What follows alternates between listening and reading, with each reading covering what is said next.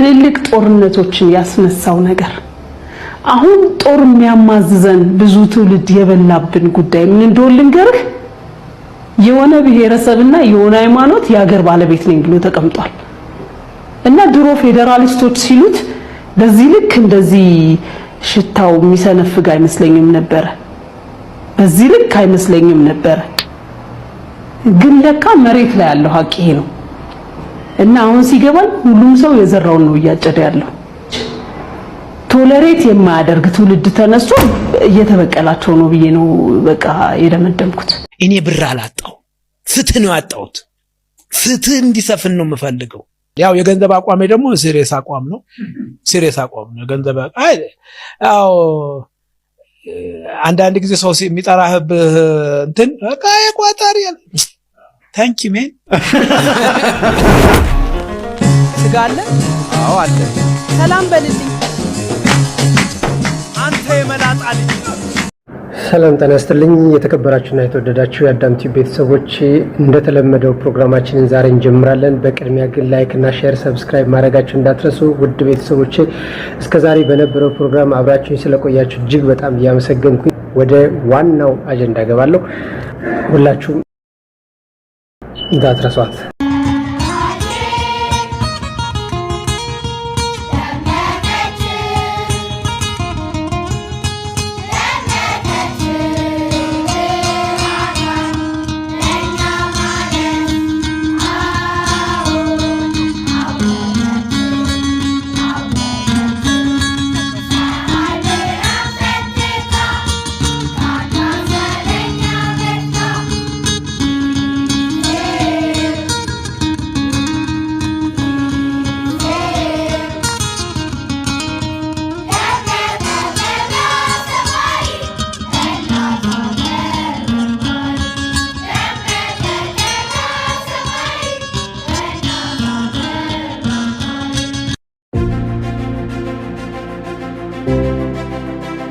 እንግዲህ ክቡራንና ክቡራት የአዳም ቲዩብ ቤተሰቦች በዛሬው ዕለት የምንመለከተው በጣም በጥንቃቄ የምናየው ነገር አለ ይሄው ምንድነው የቀድሞዋ አርቲስት አስቴር በዳኔ ዛሬ ፖለቲከኛነትን ለማቀንቀን ሙከራ ዳዴ እያለች ያለችው የአስቴር በዳኔን ጉዳይ እንመለከታለን አርቱን ብትሞክረው ብትዳስሰው እጅግ በጣም ከአቅሟ በላይ ሆነባት ፖለቲካውን ልትዳስሰው ልትሞክረው ስትል እንደ ኮረንቲ ሆነባት ያስፈነጠረ መልሳት ጀመር ሐሳብና ዕውቀት ንባብ ሀገራዊ ፍቅር ከሌለ ፖለቲካም ቢሆን ሊሰምርለት የሚችል ሰው ያለ አይመስለኝም ነገር ግን ብላ አልሳካላት ሲል ብሔርን ከብሔር ሃይማኖትን ከሃይማኖት ለማጋጨት የመጨረሻ መርዝ ቃሏን ተፍታለች እሱን እንመለከታለን የተወደደው የነበረው ደሳው አንቺም አስቴር በዳኔ ስትወደጀ የነበረው ጴንጤነትሽ አይታወቅም ነበር እንዴ አንቺ ቆዳ ጴንጤነትሽ አይታወቅም ነበር ወይ ጴንጤነትሽ አይታወቅም እንዴ ዶክተር አብይ ለስልጣን ሲመጣ እሱ እንዲሁም ደግሞ ለማ መገርሳ ጴንጤነታቸው አይታወቅም ነበር እንዴ የኢትዮጵያ ሕዝብ እንደዛ ሆ ብሎ ሲቀበላቸው እሱም ለማ መገርሳም ጴንጤ እንደነበረው አይታወቁም ነበር በደንብ ብዙ ያውቃል ጴንጤ ናቸው ማንም ያውቃል ያመሆናቸው ግን the problem ሁል ጊዜ ደካማ የሆነ ዝምባም የሆነ ሰው ዊክነሱን ያሳያቸዋል ጥላቻውን ያሳያቸዋል ምክንያቱም ኦርቶዶክስ እነሱን ብትጠላ ኑሮ ኖ ጴንጤ ናቸው አትከተሏቸው ይሉ ነበር ስለ አብይ የዘፈነለት የመጀመሪያዎቹ የአማራ ልጆች ናቸው የኦሮሞ ልጅ አይደለም ትግራዋይ አይደለም ደቡብ አይደለም ማንም አይደለም አብይ ከምን ከዘረኝነት የጸዳ ነገር ነው ማረገው ባለበት ሰዓት የአማራ ልጆች ነው የዘፈኑለት በደንብ አድርገው ያከበሩት አይዞ በርታ ቀጥል ኢትዮጵያን አስቀጥል ነፍሱን ይማረው ጀነራል አሳምነው ጽጌ አብይ ሙሴ ነው ኢትዮጵያን ያሻግራታል ብሎ በአደባባይ የተናገረው ስለ ኢትዮጵያ ስላወራ ነበር ጴንጤነቱ ይታወቃል ኦሮሞነቱ ይታወቃል ማንነቱ ምንነቱ በደንብ ይታወቃል የጥላቻ ጥግ ብሬን ዋሽ የተደረገ ፖለቲካል ኦርቶዶክስን ሀገር ናት እነግርሻለሁ። አንቺ እከክ፣ አንቺ ዝምባም እነግርሻለሁ። አንቺ የማርቲን ሉተር ጠራጊ እነግርሻለሁ። ኦርቶዶክስ ሀገር ናት። ተቃጥለሽ ሙቺ። ኢትዮጵያዊነት ሲባል ቅንጣት ያህል የማይቆረቆረው ህዝብ አምጣ ብትኝ የመጀመሪያ አማራ ነው ማመጣልሽ። ኖባዲ ያስ ነን። የመጀመሪያ ማመጣው በኢትዮጵያ ታሪክ ታንቀሽ ሙቺ። ኢትዮጵያ ሲባል ደረቱን የሚሰጠው አማራ የሚባል ብሔር አለ ኢትዮጵያ ውስጥ። ሌላው ቆራጣ ካርታ ይዞ ነው የሚሽከረከረው ወሬኛ። እስካሁን ጦርነት ላይ ሆኖ ቆራጣ ካርታ ይዞ የማይዞረው አማራና አማራ ብቻ ነው። ኦሮሞ ሲያኮርፍ ቆራጣ ካርታ አለው። ትግሬ ሲያኮርፍ ቆራጣ ካርታ አለው። እንዲሁም ሌላው ወላይታ ቢያኮርፍ ቆራጣ ካርታ ስለሆነ፣ ሲዳማ ቢያኮርፍ ቆራጣ ካርታ ስለሆነ እያንዳንዱ ብታመጣው በቆራጣ ካርታ ውስጥ የተደበቀ ዘረኝነት ይዞ ነው የመጣው። አማራ ያ ማንነት የለው። አማራ እኩል ኢትዮጵያዊነትን እንዲቀጥል ይፈልጋል። ቋንቋው ሰው ቢሆን አርዳችሁ ትበሉት ነበር። የአማርኛ ቋንቋ ሰው ቢሆን የአማራ ቋንቋ ቆረጣጥማችሁ ድምጥማጡን አጥፍታችሁ እንዲጠፋ ታደርጉ ነበረ። ዳስ ዩ ሜንታሊቲያችሁ የደከመ የዘቀጠ ማንነት ስላለው አስቴር በዳኔ ከዚህ ወጣሽ ነሽ። this is the problem። የግድ ብልጽግና ለመሆን የግድ አማራን መስደብ አይጠበቅብሽም። ፖለቲካሽን ማራመድ ትችላለሽ። የግድ ኦሮሞ መስደብ የለበሽም። ትግራዋያን መስደብ የለበሽም። ብልጽግና ትሆኛለሽ። አመራሩ ጋር አብረሽ ትሰሪያለሽ። አለቀ። ሀሳብና እውቀት ንባብ ሀገራዊ ፍቅር ከሌለ ፖለቲካም ቢሆን ሊሰምርለት የሚችል ሰው ያለ አይመስለኝም። አንደኛው አስቴር በላይ እንደምትመክረው አፏ ተከፍቶ ጭንቅላቷ ታይቷል ማለት ነው። አልሳካላት ሲል ብሔርን ከብሔር ሃይማኖትን ከሃይማኖት ለማጋጨት የመጨረሻ መርዝ ቃሏን ተፍታለች። እሱን እንመለከታለን። ስንመለከት ህግን መሰረት አድርገን ነው። በሀገራችን ያለው ህግ ይፈጸምም አይፈጸምም ሌላ ጉዳይ ነው። ነገር ግን እንዲህ አይነት ጸያፍ ንግግሮች ብሔርን ከብሔር ሃይማኖትን ከሃይማኖት የሚያጋጩ ሀሳብን ማመንጨት ከህግ አኳያ ያስጠይቃል አያስጠይቅም የሚለውን የህግ ባለሙያዎች በአንደበታቸው የሚናገሩትን በጥንቃቄ እንመለከታለን። የአስቴር በዳኔና ኦርቶዶክሳዊ ጥላቻን እንዲሁም ደግሞ የአንድ ብሔርን ጥላቻ መሰረት ያደረገ ንግግር ከህግ አንጻር እንመዝነዋለን። ጠበቃና የህግ አማካሪ አያሌው ቢታኔ ነኝ። ቪዲዮውን እስከ መጨረሻ ከሳታዩ እንዳትዳኙኝ አደራላለሁኝ። ስለዚህ አስቴር በዳኔ እንግዲህ በዚህ በአርት ውስጥ ወይም በኪነ ጥበብ ውስጥ የምናውቃት እህታችን፣ ከቅርብ ጊዜ ወዲህ ደግሞ ሃይማኖት ተኮር በሆኑ ነገሮች ላይ በተግባር እያየናት እየተገለጠች የመጣች እህታችን ነች። እቺን እህታችን የዛሬ 3 ዓመት ነው ያደረኩት ይህንን ንግግር ባትል ኖሮ ቪዲዮ ኤአይ ነው ብዬ ዝምል ነበር። ምክንያቱም በፌስቡክ ገጿ ላይ የዛሬ 3 ዓመት ባደረኩት ንግግር ወይም በሰጠሁት ኢንተርቪው ላይ እንዲህ አይነት ነገር መጣብኝ ብላ በገለጸችው መሰረት፣ ስለዚህ ይህ ቪዲዮ የሷ መሆኑን ስላረጋገጠች ይህን ሐሳብ አስተያየት ለመስጠት መጥቻለሁ ማለት ነው። በዚህ አስተያየቷ ላይ የሚገርመው ምን ብላለች? አንድ ብሔርና አንድ ሃይማኖት የሀገር ባለቤት ነኝ ብሎ ተቀምጧል። ቶለሬት የማያደርግ ትውልድ ተነስቶ እየተበቀላቸው ነው ብላለች። ምን ማለት ነው ታችን?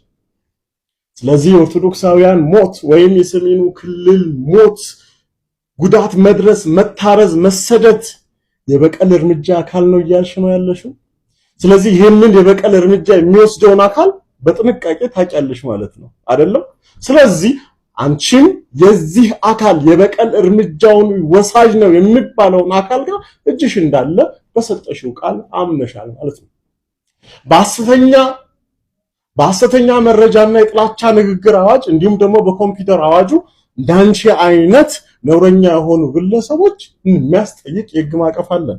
ይሄንን ግን የሚመለከተውና ሊጠይቀት የሚገባው በአደባባይ የተነገረ ንግግር ስለሆነ ፖሊስ እጅ ወዴት ነው? አቃቤ ህግስ እንዲህ አይነት ጉዳዮችን ህዝብን ከህዝብ የሚያባላ አንዱን ሃይማኖት ከሌላው ሃይማኖት ጋር ግጭት የሚፈጥሩ አካላትን በተመለከተ ተገቢውን ምርመራ አድርገህ ለፍትህ ማቅረብ ኃላፊነት አለብህ ማለት ነው። ስለዚህ አቤቱታ ሊቀርብልህ አይገባም። ተበድያለሁ የሚል አካል ሊቀርብ አይገባም። ምክንያቱም ህዝባዊ በደል ህዝባዊ ቃል የተፈጸመ ስለሆነ ማለት ነው። ስለዚህ እህታችን በዚህ ንግግርሽ ተሳስቻለሁም አይደለም በይፋ ወጥተሽ ይቅርታ ልትጠይቅ የሚገባበት ነው። እውነት ለመታወቅ ብለሽ ማድረግሽ ከሆነ አብረን የምናየው ይሆናል። ስለዚህ እንዲህ አይነት ነውረኛ የሆኑ ሰዎች ወደፊት እንዳይመጡ ተመልሰውም ደግሞ ጥፋት እንዳይፈጽሙ አስተማሪ እንዲሆን ዘንድ ሁላችሁም ከታች ኮመንት ሊንክ ላይ ጥፋተኛና በደለኛ በዚህ ድርጊቷ በይፋ ይቅርታ መጠየቅ እንዳለባት ኮመንት ላይ እየጻፋችሁ እንዲሁም ደግሞ የሚመለከተው አካል ፖሊስ፣ አቃቤ ሕግ ተገቢውን እርምጃ ወስዶ ፍትህ እንዲያሰፍን ጥያቄ እንድታቀርቡ መልእክቴን አስተላልፋለሁ። ለብዙዎች እንዲደርስ ኮፒ ሊንክ፣ ሼር፣ ሪፖስት ማድረግን አትርሱ። አመሰግናለሁ።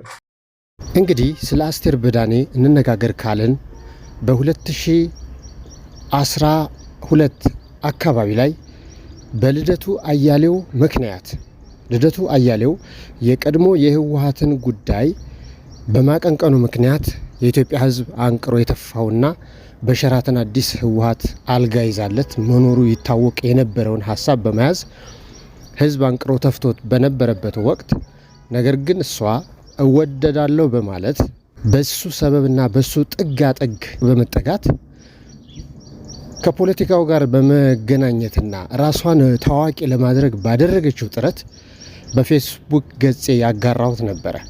ልደቱ አያሌውን እንቀበለው ለሀገር ይጠቅማል የሚል ሐሳብ አምጥታ ስትሞግት በፌስቡክ ገጼ ላይ ይህች ሴት ልደቱ አያሌውን እንውደደው ወይም ሐሳቡን እንቀበለው የምትልበት ምክንያቷ ምንድነው? መጣራት አለበት የሚል ሐሳብ አንስቼ ሞግቼ የረታሁበትም አጋጣሚ ነበረ። ለዚህም ለምን እንዲህ ይሆናል የእሷን ሐሳብ ለምን ትነቅፋለህ ሲሉኝ የነበሩ አካላት ዛሬ እሷ ደግሞ መልሳ ተሳዳቢ ስትሆን የኔን ሐሳብ እየደገፉ ይገኛሉ። ቀድሞውንም የኔ ሐሳብ የልደቱ አያሌው ጉዳይ ኢትዮጵያውያንን ወደ ኋላ ብሎ ገፍተው ለጥቅም ከህወሓት ወያኔ ጋር ተላትሞ በውስጠ ሚስጥር የህዝብን ድምፅ አፈርድ ከደቼ አፈርድም ያብልቶ ህዝብን ለእስር በመዳረጉና እሱ ግን በሸራተን አዲስ አልጋ ተይዞለት እየተንደላቀቀ መቆየቱ እጅግ በጣም እንድንጠላውና የወደድነውን ያክል እንድንነቅፈው አድርጎን ነበር። ያንን ነው እሷ ሐሳቡን ደግፋ እንደ አዲስ ልታቀነቅንለት የሞከረችው። ነገር ግን የማይሆን ነገር አንዴ አይሆንም፣ የከሸፈ ከሽፏል። ስለዚህ በአዲስ ሐሳብ ሌሎችን እንቀበላለን፣ ይሄ ሐሳብሽ አይሆንም በማለት ነው ከሙግት በኋላ ሽንፈትን የተቀበለችው። ዛሬ ምን አግኝታ ነው በዚህ ሐሳብ የመጣችው የሚለው በጣም በጥንቃቄ ማየት ያስፈልጋል። እስኪ አንዳንድ ቪዲዮዎችን አይተን እንመለሳለን። አሁን ጦር የሚያማዝዘን ብዙ ትውልድ የበላብን ጉዳይ ምን እንደሆነ ልንገርህ። የሆነ ብሔረሰብና የሆነ ሃይማኖት የሀገር ባለቤት ነኝ ብሎ ተቀምጧል እና ድሮ ፌዴራሊስቶች ሲሉት በዚህ ልክ እንደዚህ ሽታው የሚሰነፍግ አይመስለኝም ነበረ። በዚህ ልክ አይመስለኝም ነበረ። ግን ለካ መሬት ላይ ያለው ሀቅ ይሄ ነው እና አሁን ሲገባኝ ሁሉም ሰው የዘራውን ነው እያጨደ ያለው። ቶለሬት የማያደርግ ትውልድ ተነስቶ እየተበቀላቸው ነው ብዬ ነው በቃ የደመደምኩት።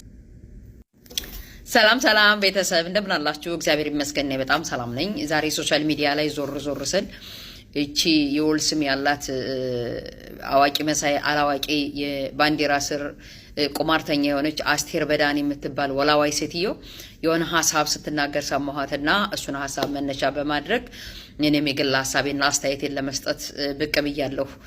እውነት ለመናገር አንዳንዴ እንደዚሁ ናችሁ በግልጽ ብትነግሩን እኮ ሁሉ መድከም አያስፈልግም የነበረ። ምክንያቱም የብልጽግና ስርዓት የአብይ አህመድ ስርዓት የኢትዮጵያን ኦርቶዶክስ ቤተክርስቲያን የአማራውን ማህበረሰብ ብሎም የሰሜኑ ማህበረሰብ አንገቱ ላይ ማተብ ያደረገን በሙሉ ይጠላል፣ ፍጹም ይጠላል።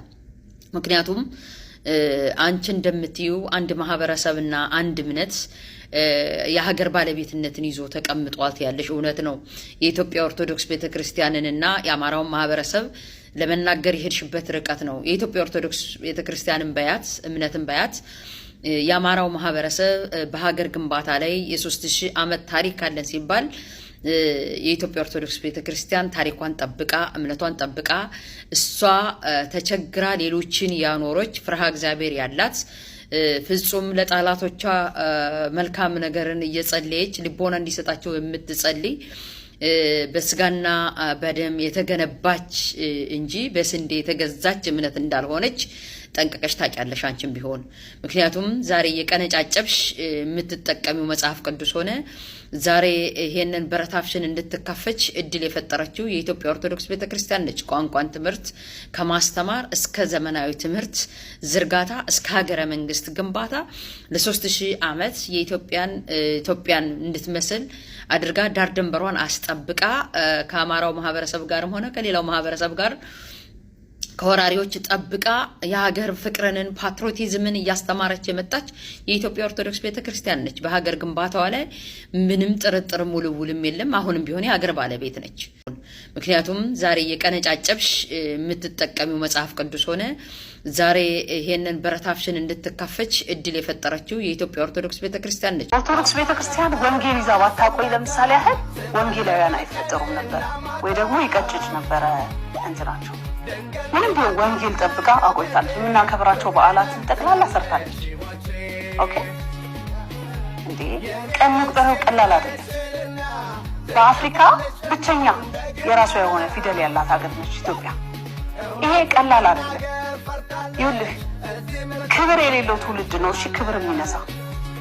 አሁን ጦር የሚያማዝዘን ብዙ ትውልድ የበላብን ጉዳይ ምን እንደሆነ ልንገርህ።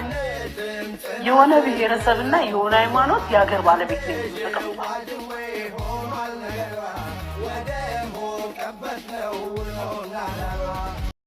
የአማራው ማህበረሰብም ቢሆን ትህትናን የተላበሰ ፍርሃ እግዚአብሔር ያለው ከራሱ ይልቅ ለሌሎች መብት የሚታገል ይሄ ኢትዮጵያ የምትባለውን ሀገር እንድትሆን ከሌሎች ማህበረሰቦች ጋር ሆኖ ሀገር ግንባታን የገነባ ትልቅ ኮንትሪቢዩሽን እና ትልቅ ድርሻ ያለው የኢትዮጵያ ሀገር ባለቤትነት የሚሰማው ፓትሪዮቲዝም ያለው ትልቅ ማህበረሰብ ነው።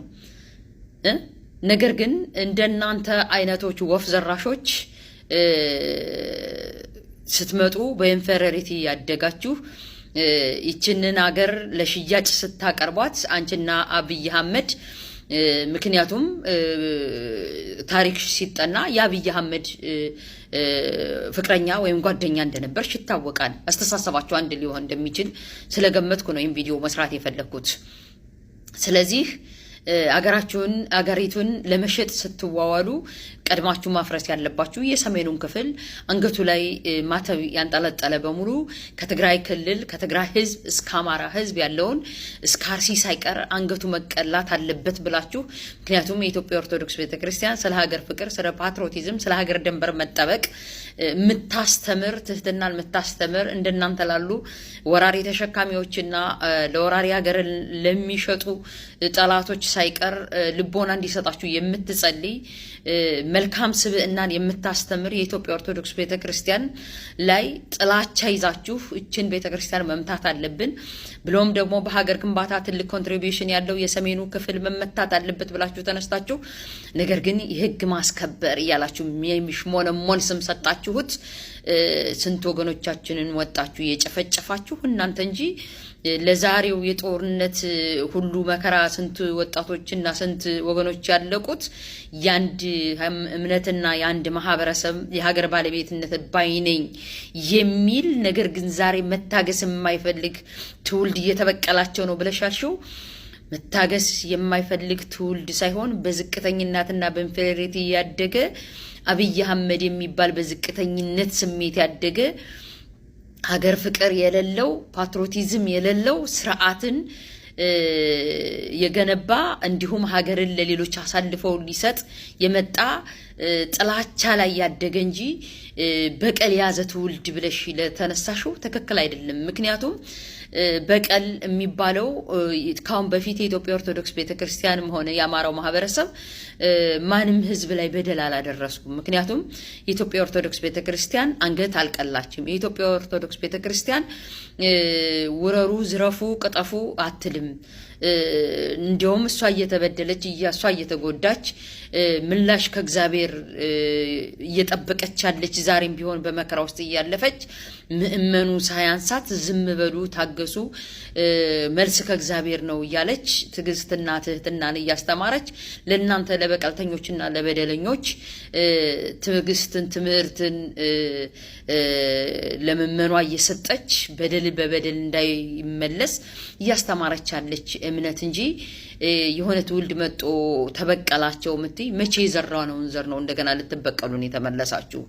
እናንተ በጥላቻና በዝቅተኝነት ስሜት ስላደጋችሁ የአማራው ማህበረሰብ እንዲሁም የኦርቶዶክስ እምነት ተከታዩ ሀገረ መንግስትን በመገንባት ትልቅ ኮንትሪቢዩሽን ስላለው የሀገር ፍቅር ስላለው ቅናት አንገብግቧችሁ የዝቅተኝነት ስሜት ተሰምቷችሁ እንጂ የአማራው ማህበረሰብ በዩ የኢትዮጵያ ኦርቶዶክስ እምነት አንድም ቀን ስለ ሰዎች በቀል ስለ አንገት መቅለብ ዛሬ ስለምታደርጉት ነገር አንድም ነገር አላስተማረችም። ይህችን ሴት ስንመረምራት አሁን ከብልጽግና አመራር ጋር በተያያዘ ከሹመት በኋላ የመጀመሪያ ስብሰባ አርቲስቶችን፣ ተዋናዮችን፣ ሙዚቀኞችን በቤተ መንግስት በሰበሰበ ሰዓት ያኔ በሰልፍ ላይ ሆና መግባት አልችል ያለችበት ትልቅ አብይ ምክንያት ነበረ። ለምን ከሰልፍ እንድትወጣ አደረጓት? ሌሎች አርቲስቶች በተራ በሰልፍ ሲገቡ እሷ እንዳትገባ ከጥበቃዎች እገዳ እንደተጣለባት ይታወቃል። ይህ እገዳዋ ግን ከአርቲስቶች አንዷ ሆና ሳለ እንዴት ቤተ መንግስት ገብታ ከአርቲስቶች ጋር አብራ ውይይት እንዳታደርግ ለምን ታገደች የሚለው መሰረታዊ ነገር ከብልግናዋ ጋር በተያያዘ ነው። እንግዲህ ሲያሽሞነሙኑት ውሽማ ይሉታል እንጂ ውሽማ ነው። ውሻማ ውሻ የትም ስለሚል ከሰከስ ውሻማ የተባለበት ለሴት ውሻሚት፣ ምናልባት ውሻሚት የሚለውን ዲክሽነሪ ላይ ፈልጋችሁ ላታገኙ ትችላላችሁ። ለወንድ ውሻማ ከተባለ ለሴት ውሻሚት ይሆናልና ነው። ስለዚህ ይሄ መጥፎ ስራቸው ከዋናው ሰውዬ ጋር ይታሙ ስለነበረ ያንን መከታ አድርጋ የኔው ነው በማለት የተናገረችው የትቢት ቃልና ማናለብኝነትን የሚገልጽ ሀሳብ አንጸባርቃ ስለነበረ ይህች ሴት ብትገባ ታዋርደኛለች ብለው ጠቅላዩን እንደከለከሏትና እንዳትገባ እንዳደረጓት ይታወቃል። ከዚያም በመቀጠል ባለመግባቷ ምክንያት ተብሰለሰለች፣ ተብከነከነች፣ ተበሳጨች፣ በሚዲያ ላይ ቀረበች፣ ተወራጨች፣ ጥላቻዋን ገለጸች። እንዴት ላልገባ ቻልኩኝ? እንዲህ ናቸው፣ ብሔርተኛ ናቸው በማለት ስም ልትኮንን ፈለገች፣ ሞከረች። ከዚያም ጠቅላዩ ዓይንሽን ላፈር ብለው በፍጹም በዛ አካባቢ እንኳን እሷ ፊቷ ላይ ያረፈ ዝንብ ራሱ ዝር እንዳይል አደረጉ። ከዚያም በኋላ በአዲስ አበባ ልጅነት ሰበብ የአዲስ አበባ ልጆች እየተበተን ነው፣ የሚሰበስበን አጣን፣ ተበታተን፣ ተጎዳን፣ ቅብጥርሶ ድምፄ ይሰማል በማለት አውቃ የአዲስ አበባ ልጅነትን ሰበብ ማድረግ የጀመረችው ያኔ ነው። እንዲያም ሆኖ ግን የሚሰማት ጠፋ። በተለይ ከላይኛው አካል ጆሮ ሰጥቶ የእሷን ንግግር የሚያዳምጣት ጠፋ። በእንዲህ ሁኔታዋ እንግዲህ አመታትን ካስቆጠረች በኋላ ወደ ቤተ መንግስቱ ዝር እንዳትል አድርገዋት መጠጋት እንዳልቻለች ስታውቀው ሁኔታውን ቀየረችና ኢትዮጵያን እንግዲህ የሚያተራምሱ አንድ ሃይማኖትና አንድ ብሔር የበላይነን ወይም የኛ ነው ባዮች ስላሉበት ነው ብላ መርዝ ቃሏን ተፋች። ይህ እንግዲህ ለአስቴር በዳኔ የመጨረሻዋ ጥይት ናት ማለት ነው። እንግዲህ የመጨረሻዋ ጥይት ሳበቻት ማለት ነው። ከዚህ በኋላ እንግዲህ ምን ሊሆን እንደሚችል እነዛኞቹ ዋኖች ይደግፏት ይሆን ወይስ በህግ ይጠይቋት ይሆን የሚለውን እንግዲህ ከቀጣዩ ሂደት በኋላ አብረን በጋራ የምንመለከተው ይሆናል። እኔ ብር አላጣው፣ ፍትህ ነው ያጣሁት። ፍትህ እንዲሰፍን ነው የምፈልገው። ያው የገንዘብ አቋሜ ደግሞ ሲሪየስ አቋም ነው። ሲሪየስ አቋም ነው የገንዘብ ያው አንዳንድ ጊዜ ሰው የሚጠራህብህ እንትን በቃ የቋጣሪ ታንኪ ሜን ኮምፕሊመንት ነው። አዎ ኮምፕሊመንት ነው። ለመዘለ በአግባብ ከሆነ ሚሊየን አውጣ ሲሉኝ ምንም ችግር የለብኝም። አላግባብ ከሆነ 1000 ለምን ዋይ ብዬ 10 ጊዜ እጠይቃለሁ። አንዳንድ ሰው ይመጣና ኧረ በእናትህ እንደ ደስ አይልም በቃ ዝም ብላ አትገላገልም። ለምን? ይሄ ሀቢት ነው። ለምን እገላገላለሁ? አሁን ሪሰንትሊ ምን ሆነ መሰላችሁ? እኛ አሁን ቡና ልናበቅል ገብተናልና አንድ ችግር ገጠመን። አሁን እኛ አሁን ሊዝ ገብተናል ዛሬ ለ45 ዓመት ማለት ነው። ለ45 ሊዝ ገብተናል። አይ ቀይረነዋል አሉ። ምኑን? የመሬት ሊዝ እንትኑ ሲስተም ልትቀይሩም አትችሉም። ከ45 ዓመት በኋላ እንገናኝ እንደዋል። ከዛ በኋላ ነው አትችሉም። ለሴም እዚህ ሱሉልታም የገጠመኝ ነገር የሊዝ ጉዳይ የተስማማቸው የተፈራረምነው ይሄ ነው። እንዴት እዚህ ትከራከራለህ? አንላቀቅም ስቶዳኝ እኔ አሁን ይሄ አቋሜ ነው። ለምን ወደፊትም ብትመጡብኝ እናንተም ጭምር አይ ኖ እኔ በዚህ ይሄንን የሚሰማኝ ሰው ካለ እኔ ለማምንበትና ትክክለኛ አያችሁ እኛ ሀገር እኮ የጎደለን እሱ ፍትህ። አንድ ዳኞች ነገሩኝ በጣም ኢንተረስቲንግ ነገር እንደው ነገር ካላበዛውባችሁ ልንገር። አንድ ከየት ሀገር ነው በጣም ሩቅ ቦታ የሄደ ክርክር ተከራከረ። ምንድነው ክርክሩ አሉ? የ50 ብር ክርክር ነው። የ50 ብር ክርክር ከ700 ኪሎ ሜትር መጥቶ እየተከራከረ ነበር እና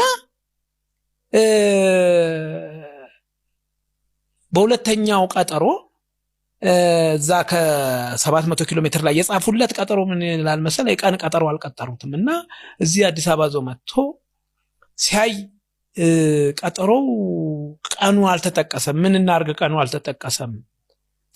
ይህ በጣም አዘንን እና በቃ አዘኑና ሶስቱም ዳኞች ይሄ 50 ብር እንመልስለታል። ይሄ እንግዲህ ሰውዬ እንግዲህ አየና እናንተ አልበደላችሁኝም እናንተ ዳኞች እነዛን የበደሉኝ ነገር ነገ እጄ እመጣለሁ ሄጄ እንደገና 700 ኪሎ ሜትር እያወጣ ያለው ልብ አድርግ 50 ለ50 ብር ተብሎ ይሄ ድሮ ጥንት የሆነ ነው። ከዛ ቆይ ብለው አትለፋ ምናምን ብለው አዋጡና እዛ 50 ብር እንውስቲ ብለው እንደዚህ ሰጡት። ምንድነው አላቸው? አይ እንደው ከምትለፋ በቃ ይሄ 50 ብር እኛ እንትን ብለን ክቡር ዳኞች አመሰግናለሁ። እኔ ብር አላጣው ፍትህ ነው ያጣሁት። ፍትህ እንዲሰፍን ነው የምፈልገው። ከዛ እውነትም ነገርየው መጨረሻ ተፈረደለት። የሚገርም ሀገሩ ተመልሶ አሉ የ50 ስንት ጥፍ አድርጎ በቃ ፍትህ አገኘው ብሎ ደስ ብሎት ከዚህ አዲስ አበባ ሄዷል። በፍትህ ህዝብ ሁሉ ጠርቶ ጋበዘ ይባላል። እና ፍትህ ቫልዩለስ ማለት እንትኑ ምንድነው ይለዋል መሰል በገንዘብ የምትተምነው አይደለም።